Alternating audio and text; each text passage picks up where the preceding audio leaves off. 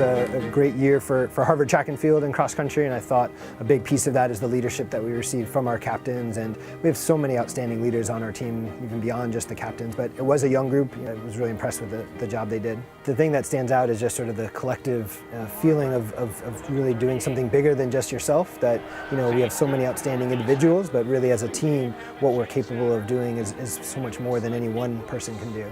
I think that was a big theme for us this year, is just being even more inclusive and really trying to foster that depth where it's not just going to be a few stars that are competing at a high level, like an Annika Gompers, who as a senior, going to indoor HEPS for the first time, being able to be a scorer on a relay outdoors for the first time. A person that kind of stands out is Nikki Maxwell, someone who doesn't even have an event at the HEPS championships that we compete in, still just works tirelessly day in and day out because he loves the team, he loves the sport, and he's all about self-improvement.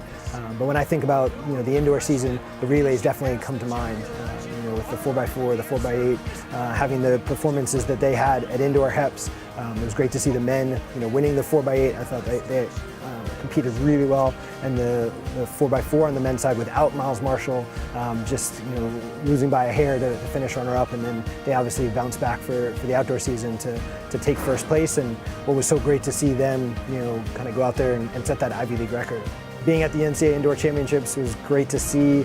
The first heat goes, someone comes within 100th of a second of the collegiate record, and Gabrielle just sort of looks at the scoreboard and says, all right, I know what I need to do, and then she goes out and does it. It was pretty special. The year before, when she's at the Indoor Championships, she finishes last in the finals, and most people would be really happy to be first-team All-American and make it to a finals, something that no other Ivy League female sprinter had ever done before indoors, and she wasn't. And I think that really speaks to just how competitive she is, how driven she is, and I was really proud of just how dedicated she was from that moment going forward.